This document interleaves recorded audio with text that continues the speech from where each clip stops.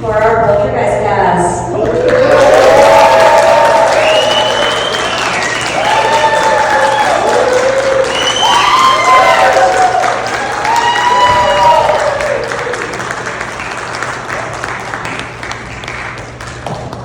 Welcome! It's good to be here with everyone. Welcome, gentlemen. Welcome to Days of the Dead. So happy to have you here. So excited.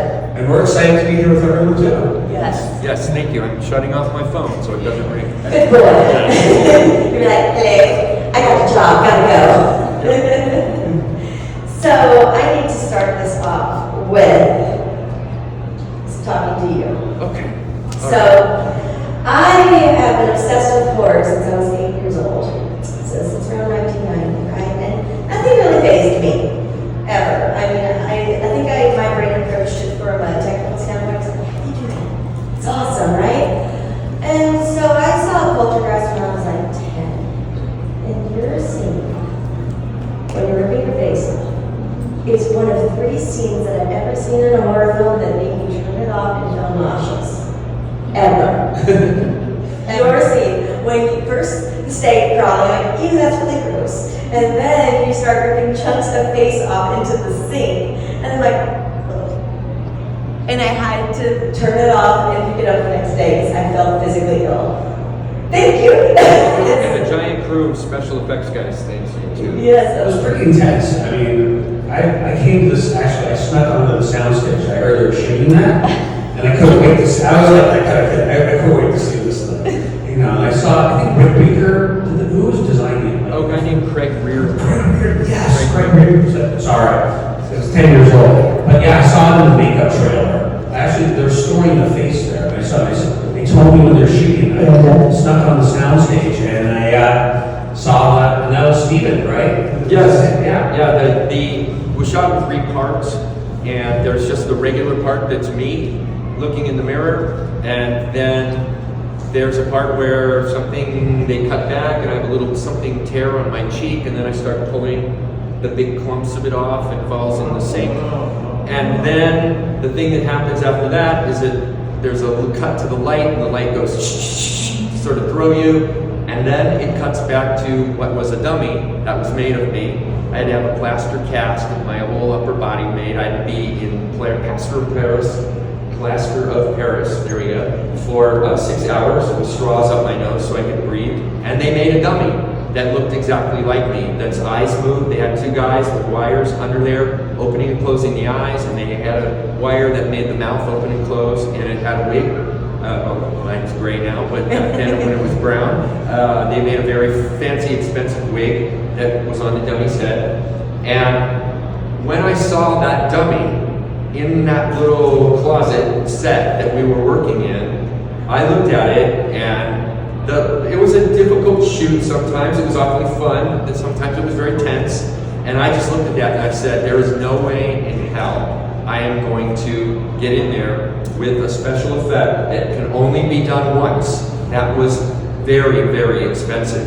In 1981, just the wig alone cost $10,000. So it took 3 months of work to make that thing of me. I didn't even know that. Yeah, you didn't know that? Oh no, it was like, I saw it and I just went, no way.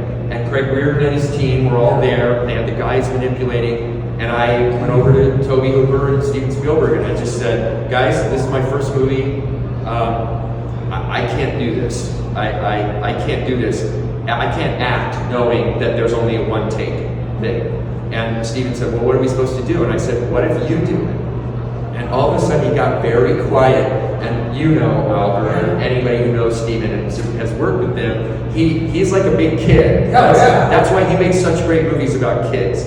And he looked at me and he goes, oh, I would love to do that. Yeah. So I gave him my costume shirt, and they gave me a prop ring and a watch, and they put him in there. And there's a great, somewhere on the internet, I think on Reddit somewhere, you can find a black and white photo of Steven Spielberg on his knees with his hands up like this, that someone took sideways, not dead on. So you see the camera, you see him, and you see his arms up like this, pulling on the dummy and ripping pieces of the dummy's face off. Oh. And you were there. Yeah, I you were slept on 10. the set. I couldn't wait to go. I heard they were shooting, and I ran onto the set, and I watched it. You know, and it was amazing. You're right. And he was underneath with his hands, and he was taking them apart. And he got so excited. When you watch the movie, you can see him just ripping pieces of flesh off. And they had 2 guys on either side with hot blow dryers, old-fashioned blow dryers with the long tube. And they pointed it because in the dummy's face was like chunks of Jello, soft Jello, and like other things that I won't talk about, but like movie blood. And they pointed those things at the dummy's face. So that's why it looks like it's starting to melt and fall off in chunks. There are cutaways to big things going plop in the sink. And that was the hot air from the blow dryers making all this, the little prop stuff that they put stuff in the dummy's cheek. So that was how that was done. And then, if I could just, there's a part 3 of this, which is they called me 3 months later, and they said, we cut the film together, and there's a piece missing. We need to see you tearing at something so that when we cut back, the face is being torn off. So I said, okay, and I was in a play, and I had had a butch haircut, like old-fashioned, and all my hair was gone, and I said to them, I don't have any hair right now, and they said, well, that's okay, we saved the dummy's hair. So we set that in the closet, we've been holding it in case of emergencies, like this one, so they put the wig on my head, put me back in my costume, and they put a big giant prosthetic on the side of my face that was filled with goop and gunk and stage blood. And then they sealed it all up, and they set me down to the camera. And the moment the cinematographer looked in the mirror and had the set up, he turned to everybody and he said, they put it on the wrong side of his face. And I was like, oh my God, because it was 3 hours to put it on. So they went downstairs, they scraped everything off, and then they put it on the other side. I went downstairs, and having seen Steven 3 months before rip away, I knew that gave me permission to do it. Yeah. So when you see me tearing the first time, and then I start just pulling stuff off, and then they cut away. So that's a long answer, sorry, but No, it was very complicated, that one thing now. And now, as Oliver and I make jokes when we do these talks, it would all be CGI now. Yeah. It would all be pixels, and we would not even have been there. It would have been animated, basically. But that's how Steven didn't do it. I always wondered why Steven was doing it, too. Yeah, that's why he is. He said, oh wow, I learned something today, too. No, he was very happy to do it. He got very, very excited because that's how Steven is. So how long did that take you on the first day? Was it 1 day or was it multiple days? When you look at it in the 3 pieces that we did it was 3 days. 3 days, okay. 3 whole days of doing, that last piece took the entire day. Yeah. I was in the makeup chair at like 7 in the morning. Oh my God, they put it on, right? Yeah, and then they had to go scrape it all off and then start all over again. Yeah, I was there the entire day. And that was another case of we can really only do it once. So, yeah. Wow. And it's all real. It's a real fact. It looks so real, too. That's what's so great. CGI, I don't think would have had that same kind of impact. No. You know, it's a visceral kind of effect that this is really going on. It's one of the things, like when you watch one of the first 3, and I don't want to get yelled at by anyone for mislabeling the names of the Star Wars movies, but it's the first 3 that we all saw in the movie theaters for real. Those special effects, though there were actually things there that they filmed, things actually blew up. Yeah. It wasn't pixels on a screen. And that's why the first 3 Star Wars movies have such weight to them. Because those were all real, those were ships. Those are real spaceships that they put. Yeah, there's really no substitute, at least not yet. I mean, who knows what technology will hold in the future, but because the practical effects do have that kind of impact, because they are so real, too. Yeah. There's also a thing that we used to call in the 80s and 90s, which is, as brilliant as all those people are at ILM, and I got to work with them for over 3 years, and they're geniuses. But after a while, a friend of mine started calling them the ILM clouds. Because whenever there's a clouds in a Spielberg movie, they look exactly like the thing, and they do it in a tank. It's a special tank that's got water and something in it, and that's how they make all the clouds that are in Poltergeist. It's the clouds that are in all the Indiana Jones movies. Yes. Wow. They're a version of CGI, but at least they're real. There is actual water and things in the waves. It's a real vapor. It's a real vapor that they filmed. secrets. Oh my gosh. I'm still scared. I got to see, I had the privilege, I was telling you every time about this, I got to see Poltergeist on screen in the theater for the first time last year. And it was magical. I've never had that experience. It really is true. I mean, and you know, it's funny, they re-released it a year ago, and I saw it for the, like, I saw it as an adult, and I'm like, this film really holds up if I say so myself, too. And I think the core reason why the film plays so well, it doesn't matter, the effects are secondary to really the story of the Poltergeist. You get to know the family, you really love them. And those things are going to be timeless. And 100 years from now, the movie's still going to play because you're feeling for all those characters and all the relationship piece of how a family cares about each other. And it's a very slow burn for Poltergeist. You get to know them. Really not that much if you watch the movie. It really goes on for the first act, in those first 30 minutes or so. But it's important because you understand them, you care about them, you love them, and then the things begin to happen. Well, and the stuff's fun in the beginning. Yeah. When you watch Poltergeist, when the little girl slides on the floor, done with magnet, right? Is that I think, whatever? no, I think it was rotor scoped and with wires, wasn't it? I think it was wires. It was Yeah, wires. they took the wires out digitally, but I mean, like, it's fun when the little girl slides across the floor, or they see something, or somebody makes a funny noise. You laugh about it when you watch the movie. But even before that, it's set up as a comedy, right down to dropping the beer on the ground. They were setting that up as a comedy. And when was the last time you ever saw parents smoking dope in a movie? Yeah. That movie is rated PG. They would not be able to do that now. Having that scene in a PG rated film, it would not exist. And it's so true. You know, it's funny, when you think of horror movies today, usually the family's dysfunctional, they have problems, and there's issues, and it's very dystopian and dark. And Poltergeist is the exact opposite. This family, you're right, and the family's just having fun, and they're playful, and they're the perfect family. It's that great, the thing that Craig T. Nelson does with his stomach, where he sucks his stomach in. Yeah, it's great, and so that's how they throw you off guard. Yeah. Because you're laughing, you're going, well, I thought this was supposed to be fun, like a haunted house movie. Yeah. And it tricks you. So, and it slowly takes you in, and then things begin happening, and then it becomes a little scary. Yeah, and then it does not let up once they get going. Yeah. Yeah. And they plan, and it's amazing. I'm amazed when I read the script, and even years later, no one ever did anything that played on all my childhood fears, the clown dolls and trees and all those things. You've never seen that in the cinema before Poltergeist. Yeah. By the way, I hate long movies. Like, I love an 80-minute runtime. There's nothing I love more than an 80-minute runtime. This is almost 2 hours. It doesn't feel like it. It really doesn't, though. No, it's really You true. said it's slow burn, but there's no really dead parts where you're like, I'm bored. No, and I think that's really the key. You know, a film, I think sometimes they cut movies so they can put more showings in it. And I think you really should cut them for how they feel. And if it plays well, you can have a 3-hour movie that you just sit there and you love and you get into. And you can have an 80-minute movie and you feel like, wow, it feels like 3 hours. Yeah, it's true. You know? It's true. Okay, so one more question for you guys before I throw it out to the audience.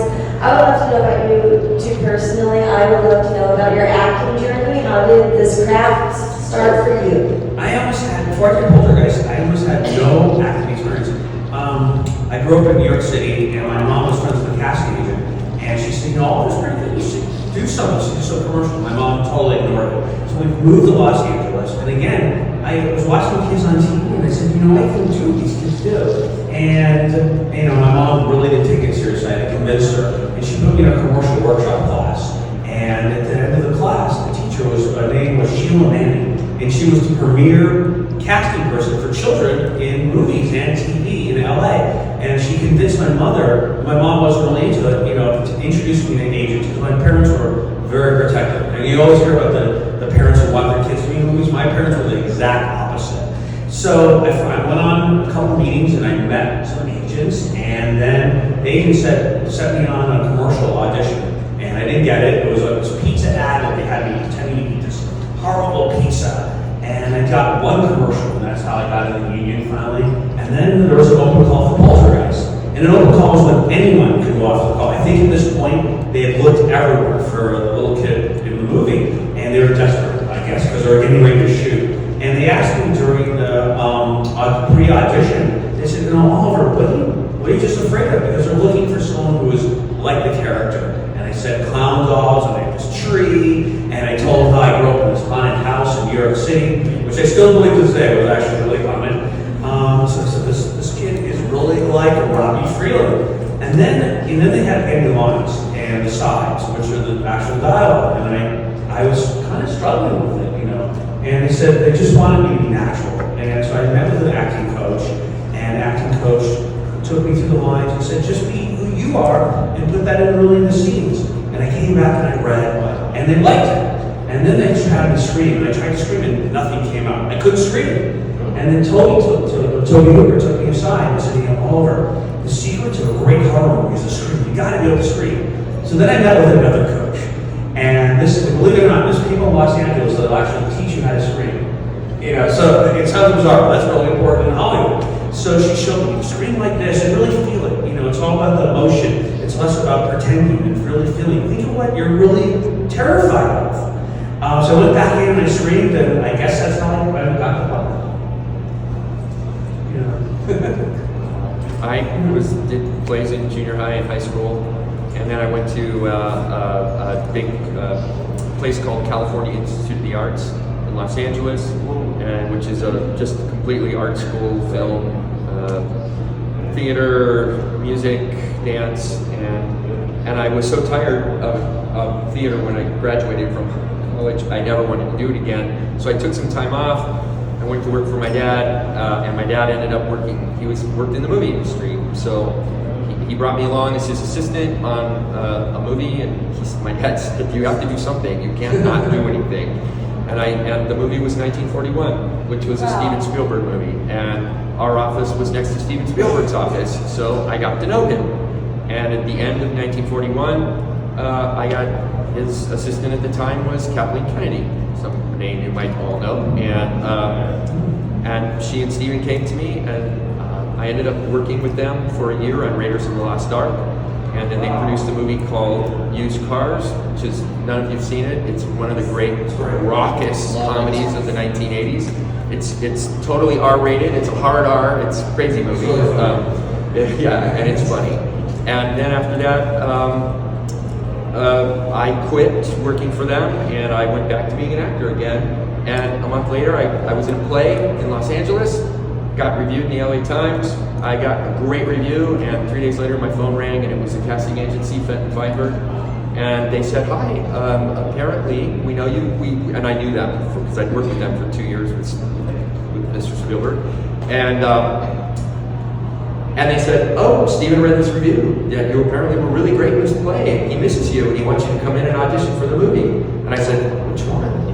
They said, "Poltergeist." And I said, "There's kind of no role for me in that." And originally, the role of the ghost hunter that I played was written for a Japanese-American guy. And they had all these auditions, and they didn't find anybody. So Steven went, "Well, here, I read this great review. Marty was in this play. Let's get it back."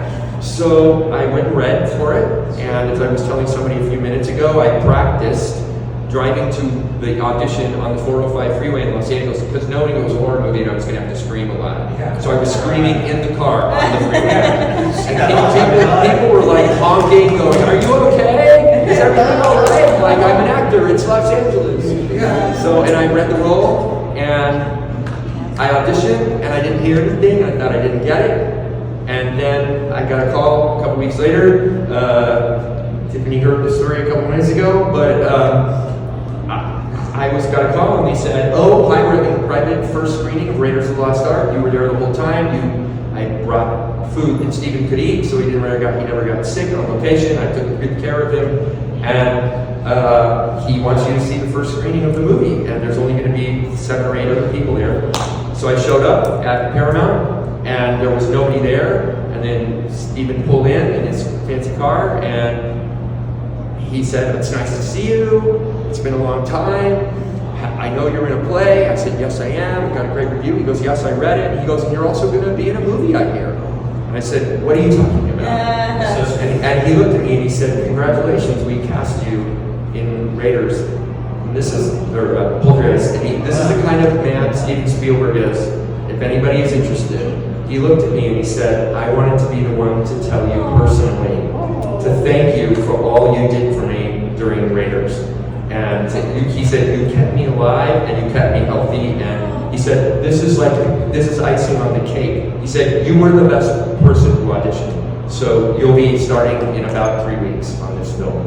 So it was unbelievable. This is the kind of guy he is. He's a wonderful human being. So, and then I turned to him and I got really nervous and I said, we still get to see Raiders, don't we? He said, yes, don't worry. And so, just as a little like ending on the story, when we got in the movie theater, the only people there were like Steven Spielberg and George Lucas and Harrison Ford and the president of Paramount and Kathleen Kennedy and me. And getting to see Raiders of the Lost Ark on a big giant screen, no one had seen it before, no one knew what it was. People were making fun of it in advance before it came out. Oh, this is like that Saturday serial adventure. And we knew at the end of the movie, I mean, the 10 people that were in that screening room that night went crazy. Yeah. And I just remember looking at him going, that's what we made? And he goes, yeah. So, yeah. Did you know, like, I remember I saw Raiders on Poltergeist. Where Steven said, I made this little movie, and everyone was invited to just go see it at lunch. He didn't mention what it was, and some people showed up, and they showed it in the big screening room at MGM. And I watched it, and when the lights came up, Steven was sitting behind us, and I guess we wanted to see what we all thought. And I was like, I walked up and I said, that film was amazing. And then they said, okay, let's go back and continue shooting Poltergeist. Oh my God. So, and we had about a 12-year age difference or so. When he was 10, I was like 22 or something. So I didn't get to interact with Oliver a lot. And then about 12 years ago, we did one of these events in Indianapolis. Were you there?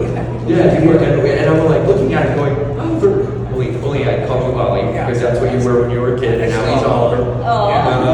And since then we've done several events. And 2 weeks ago we did the London Comic Con together, and signed autographs. And it's a lot of fun just hearing what people think, because at that time there was no social media, and I always wondered, what are people thinking about this movie?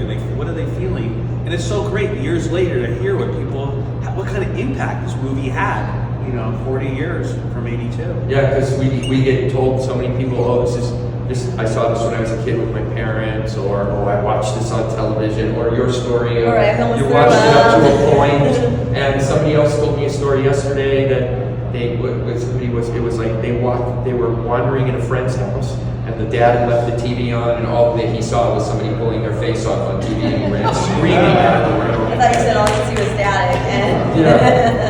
But I mean, we forget that Poltergeist was the fourth highest grossing movie of 82, right after E.T., and I think there were a couple of super famous movies, but we competed with E.T. For those of you who weren't around then, the Life magazine and Time magazine and Newsweek, those two movies were on the cover of everything, and it was called The Summer of Spielberg.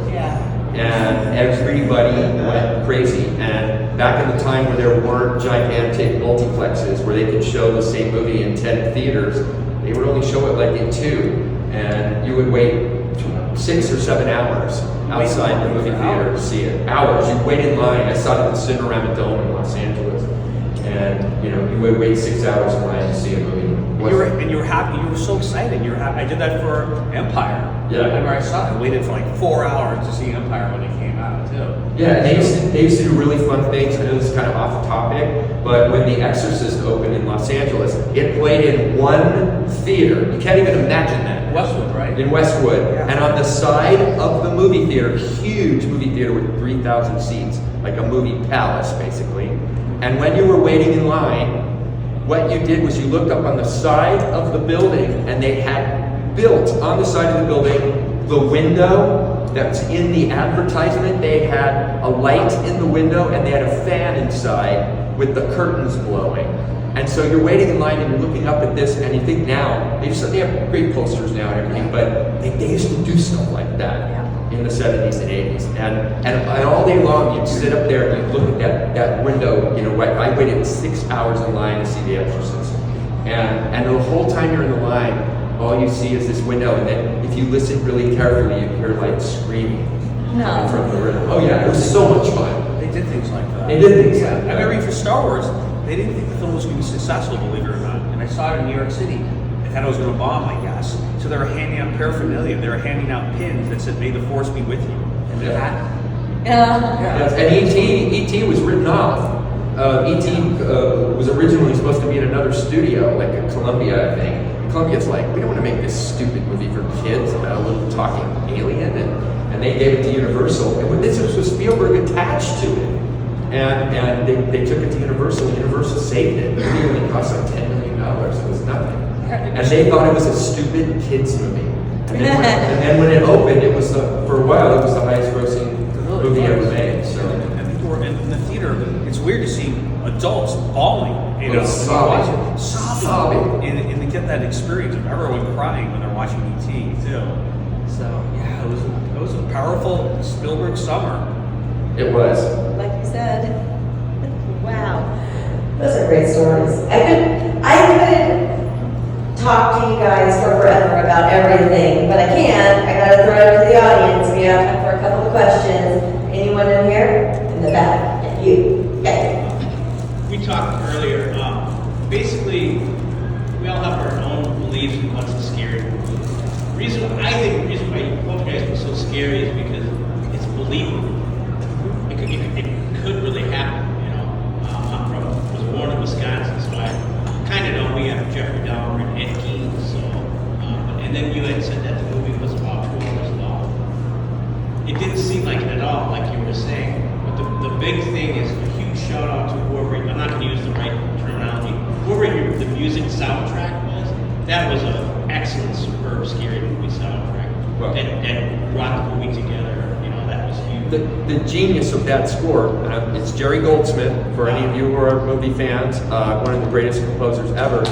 The fact he used a child's choir to sing the background while the scary stuff was going on, and that right off the bat, when the movie starts with little kids singing in the background. Look, it's movie It. There's a lot of children in there as well. Yeah. It's so eerie. To even have, and we accept it because it's out there, but to even have that vision, to know this is what we're going to do, that's truly amazing, I think. Yeah. I was somewhere the other day and I started whistling, and I kept going, what's that song? What's that? And then I realized, oh, it's the song from Poltergeist. Oh. It's that little children sing song that the movie starts off with, which is very happy at the beginning, and as the movie goes along, it gets scary. It's very eerie.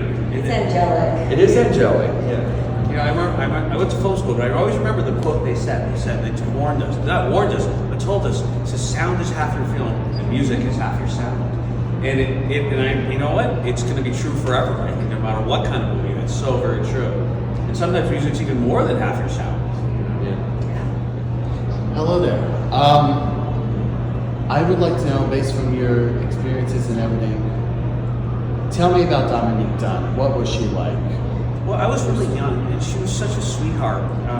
So precocious, and smart, and shot from the hip. And my mom actually was friends with her too. She was just a wonderful girl, and she felt like my sister. She was like my older sister when I talked to her. And I think that's why we all had that kind of chemistry on the set. I was so young, so I didn't know her the way my mom got to know her, and they became really good friends too. And my mom was young, a little bit older than her at the time, but she was actually like 21 years old. Believe it or not. Yes, She wasn't. she was. I don't think she wasn't actually 16 years old too. And I always heard that that great joke at the end of the movie, when the whole house is blowing up, she jumps out of the car and yells, which Mad Magazine made the whole topic of when they spoofed it. She yells, "What's happening?" And she has a hickey on her neck.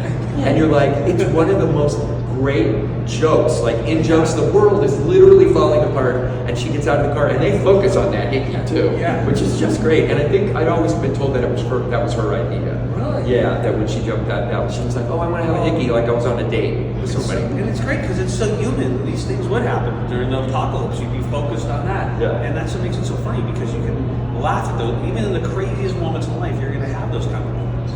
Wow. She was funny, very funny, and grown up. Yeah. I think she was shooting an episode of Fame or something at the time, and they scheduled it so she could do like both things. So I think it was pretty tough, knowing two characters and two sets of lines. That's what I heard. Anyone in here? Anyone in here? No. Back to the face feeling. How long did it take you before you could eat fried chicken again after that? Okay, the scariest thing for me that I had to do on the movie was that I don't like chicken legs. And I also never learned, for those of you, most people know about this. If you don't know, when you make commercials or movies and you have to eat, they have a thing called a spit bucket, which is so that you don't have to keep swallowing stuff. I didn't know that because I came from the theater where you, like, if you're eating in a scene, you eat the food. And so I kept eating those chicken legs, and I kept getting more and more nauseous. Because I just don't like chicken legs. And they were like, and finally, I think Steven brought it over to me, and he goes, we do have a bucket, you can spit that out, and you don't have to keep doing it.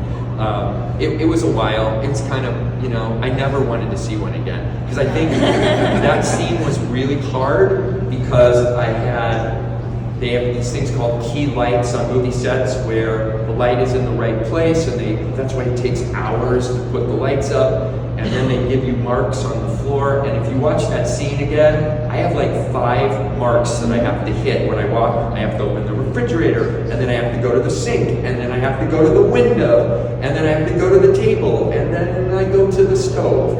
And I was so nauseous from the taste of the chicken that I kept going, and I had to keep going, cut, you missed your light again. And at one point, Spielberg came over to me, and he goes, you're from the theater. It's the same in the theater. You look for your light. What's wrong with you? And I said, I hate chicken legs. And I said, and I don't like steak either. And I have to, and the steak that I got out of the fridge was a real gross steak with blood in the package. I was finally, he finally and Toby Hooper just said, just go in the corner for a minute, take a breath, and we're gonna do one last take. And then that one, because Toby was always so calm, and Toby was just wonderful, wonderful guy. And the next time I did it, it was perfect, and they said, hooray! And the steak moved, by the way, because they had in the grout on the counter, they had a special thing that looked like grout, but it wasn't, and there was a guy under there with chopsticks, and he stuck the chopsticks up through the grout and moved the steak like this across the counter. And then when it got to the mark where he had to stop, there was another guy who had this huge metal syringe that was filled with gunk and blood and stuff that looked like bad rotten meat. And he shoved up the thing, and as I was watching, that's the steak kind of opened up, and all the stuff like went all over. That's just another one of the effects was. These guys are such geniuses. They're geniuses. I always wondered how it rolled. I thought wires, but I never knew. No, it was a guy with 2 Chopsticks? moving Really? it along like this underneath the counter. I'm gonna do that at home now. And if you watch the movie now, you'll see the steak moves over the ground. You're We're gonna watching it tonight. Yeah, you'll see it. I'm trying to think, what else should they look for? The tree, when the tree eats him. He's in the tree. I guess this is the big special effect, how it ate me. This is what it was. They just had a platform, and Toby said, just pretend like you're being eaten, lower yourself down, but at the same time, struggle like you're trying to get out. And that's all the effect was. And they sold it with the sound design. Yeah. So there really wasn't any big effect. It was just being on the platform, just lower yourself down, but at the same time trying to look like you're trying to escape it. So I guess it was all opposite. It was actually. There were often times we had no idea what we were going to see, because like when the ghosts come down the stairs, there was nothing there, and we're all like, what do we do? And Toby Hooper goes, it's the most beautiful thing you've ever seen. And so the 8 of us were standing there in a room looking at absolutely nothing. And imagining different things. And imagining different things. And when we had to open the door to go in the room, and all the stuff's flying around and the music's playing, and it's like bagpipes or something, I think. And Steven Spielberg was standing behind the camera with a laser pointer going, look over here. Now everyone look here. And then when the compass goes into Beatrice Straight's face, he goes, Beatrice, the compass is coming in your face, like this. And then, okay, now the record player's going. And we were all just standing there, and we just, after we took the take, and they go, well, that was great, we all started giggling, because there was nothing there. I giggled when I saw it. The record player did that. The record player always makes you laugh. The record player is supposed to make you laugh. Like Oliver said, even in the scary moments, there's little things that make you laugh. The compass always scares me when it flies right in your face. There was such a sense of irony to that scene with the look on Craig's face. He says, it said, how long did it take to make the entire move of the car? And says, 7 days. It was amazing. And the look on Craig's face was, And then he opens the door, and the whole room is just flying like around you. So. I think it's just that sense of irony was so great, and that sense of comedy and so horror. Yeah. Well, and Oliver has this great scene with Beatrice Straight, who was like, you know, we were all kind of blown away. She just won an Academy Award a couple years before that for the movie Network, and she won Tonys in New York, and she's, you know, and all the rest of us are, you know, we're just like working actors in LA, and the movie smartly knows that after a lot of big giant stuff, there's a very long quiet scene where Beatrice Straight explains to Oliver who those people are. And it took lots of takes. Yeah. And the whole tone of the movie changes for, I think it's almost 5 or 6 minutes, that speech that she gives. And it was hard, and she had a hard time with that. That was a lot of words that she had to do, but she did it all to you. And every time I watch the movie now, and you have this most look on your face when she's whispering. And Toby had said, I want the entire sequence whispered. Yeah, that was We all were talking like this in that scene because he said the audience needs a few minutes to chill, to decompress from all the stuff they've been watching, and plus some big stuff is coming up. So let them think they're off the hook for a few minutes. And I love that scene, and your response to her, that look on your face when you're like, what did you say? Something like, and I was afraid, because it was so childlike. A lot of movies today, you know, they put adult words in a child's mouth, but it was really sound like a 10-year-old, and I was so concerned that the bullies could be upstairs. yes, I remember that. And I said, they could be upstairs right now, you know? And it was so human. So don't you say something about your grandparents or something? Or Yeah. Like something they could come and get me. I don't remember the exact dialogue. You could throw a rope, and I had this whole plan in my mind, you know, how we could rescue everything. Yeah. And I just love it because it was just through a child's perspective, and that's exactly what a kid would have said, though, too. I remember we were on set, Beatrice and I were rehearsing that scene, and she was so wonderful and so natural. My mom came up and wanted to talk to us. She didn't realize we were rehearsing the scene because it seemed so natural. We were just saying lines to each other. And, you know, and I didn't realize that was very rare, and I didn't even know she had previously just won an Academy Award. And she took me aside, and we were just alone, just rehearsing the scene, because we wanted to be so natural, and that's what she wanted to do with me. And I was like, of course, you know, we'll do that. And I think everyone was really on that set.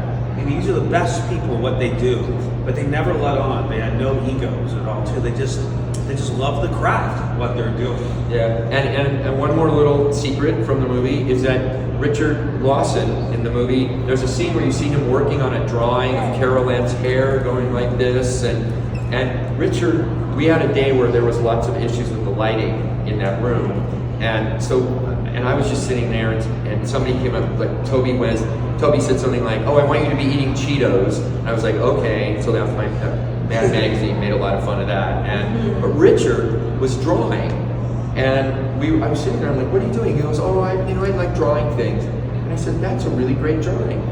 And it was this one you see in the film. What happened was, Toby walked by and said, what is that? And he said, well, I drew a picture of Carol Ann, wherever she is, in the netherworld, in the TV. Wait, so the actor drew that? The actor drew that. And Toby said, let's put it in the movie. And so there's a shot that starts on that drawing, and the camera pulls back, and it's Richard. And I said to him later on, I was like, that's so cool, they put your drawing in the movie. So that's how everybody was on that. It was as tense as it could be sometimes. It was also a bunch of people that really cared about each other, you know. And even the assistant director. He was this great giant guy named Pat Kehoe. I remember that now. It was great. Who was this kindest, and he would do things like when I said I don't want to do the face rip off, you need to do it, Steven, because I can't do that. Because if I wreck it, then we're screwed. And I looked over in the corner where he was like 6'4". Remember? He must have looked tall to you because you were a little kid. He was so kind. He was so kind, and he looked at me after I said that. I said, I don't want to do the effect. And I looked over at him, and he was across the room, and he went like this to me, behind his back. And later on he walked up. He said to me later, he said, you are absolutely right to say that to them. Because he said, all hell would have broken loose if you had done that wrong. And he was, but everybody was like that on the movie. There were no egos. Nobody was like, no, I mean, you could be I was really honest, and sometimes I'd say to Stephen, who wrote the script, I said, I don't like this line, and I talked to Toby about it, and I said, can I do things differently? And he said, just be a kid, do what you want. And I said, obviously, we have to hit these kind of these moments. And I one time asked Toby, I said, can I say this line? He says, no, you can't say that line because that's what the audience is thinking right now. I said, oh, because Toby was always anticipating what the audience was going to feel. So, but it was like that level of communication and honesty, and like we were saying, there were no egos. We were just making this movie, and we wanted to make it the best way it could be. Well, a lot of people, at the time, a lot of people objected to the face scene because it's like a PG movie, and it's pretty gory. So is Jaws. And so was Jaws. And as Alfred Hitchcock did with the movie Psycho, sorry, spoiler alert, where he killed off the really super famous actress who was in the first 20 minutes. But they knew, Toby said to me while we were, when I still worked there, before I became an actor there, he said, we have to do something in your scene that throws the audience off balance so they have no idea what to expect after that. Because after you kill off Janet Leigh in the first 20 minutes of Psycho, you sit there watching it going, oh, anything could happen now. And Toby said that's what he wanted. He wanted, because the rest of the effects, first they're fun, then they get a little serious, and then it's scary, and then bad stuff starts happening, and then there's a long kind of quiet, he said, and then you get up to go in the other room, and he said, we just need to pull a rug out from under them, so that for that last hour, they have no idea what's going to happen. He was always thinking about it. And Steven's that way too. Yeah. I heard he's always got in his brain, he's like 4 projects in. So like he's always like planning his next project before he even starts the one he's about to start. Spielberg? Yes. Oh yeah. While we were working on Poltergeist, he was already working on a movie that we called A Guy Named Joe, which was a remake of a 40s World War II movie that later on became his movie Always with Richard Dreyfuss. There's a clip of that in the film, in Poltergeist, actually. Too. There is a clip of it on the TV, Yeah. and he was also working on something else with the guy who created the TV series Family Ties, and then he was worried about the next Indiana Jones movie, and yeah, they were already planning Indiana Jones 2, and yeah, he's always got 17 things going on in his head, so it's amazing that he can focus. You know what? And Oliver feels the same way. Like, movies are made for people to be entertained and to enjoy and to educate and to make people laugh and cry and be afraid.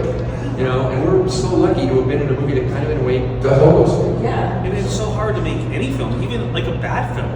As I've learned to made a couple, that when something goes so right, like Poltergeist, it's a miracle, and that has the test of time. And when 40 years later, we're still talking about this movie, which is amazing. So my real question is, if you could give your characters one piece of advice, what would it be? I know for you it would be like, stop thinking at it. Yes. For me. It's like you're hating. It's like, stop. Or be a vegetarian. That would be I would say invest in rosemary and sage to avoid all the things that are going to happen, all the crazy things that are going to take place with attack on trees and clown dolls. I think I really would invest in some protection here too. Well, especially in part 2. Oh my God, yeah. Like, come on, you did it. Yeah, like the ghost just wanted to torture Robbie. Yes. As Diane says, we can't tell him Robbie about it because he'll be up for a week. Yeah. And Yes. that basically defined Robbie's character. You know what? Your character's kind You of... went through a lot. You're like a kind of a neurotic little kid in that movie. You're almost like Woody Allen in, Yeah. in a Woody Allen movie or I something. mean, you look what you become. Imagine what would happen to you later in life if you were attacked by a tree and a clown doll. And it's funny. Caroline, they said, doesn't remember anything. Yeah. I remember everything. Yeah. So I'm gonna have it be like therapy for like years after that. And how would you explain to a therapist? Yeah, I was attacked by this clown doll. Says, oh, it's all in your head. It's hard to make anyone believe that actually really happened. I really wish we could get like Poltergeist 4 Robbie's story. That would get fun. I mean, following you and your journey. Your parents would have a cameo, of course. And the ghost. Caroline would be married in Europe or whatever, right? But I want to see what happened to you. And I have to protect my children. Who knows what could happen? Exactly. I feel like. And they want to know why you don't have a TV. I probably would have no TVs in my house. Hopefully Robbie will just be like. Well, in this day and age, it's all on the phone, right? So they're gonna come the phone now. And then come to your iPad. You know, there's no escape. That would be funny. That would be the upgrade. Yes, guys, please give it up for these guys.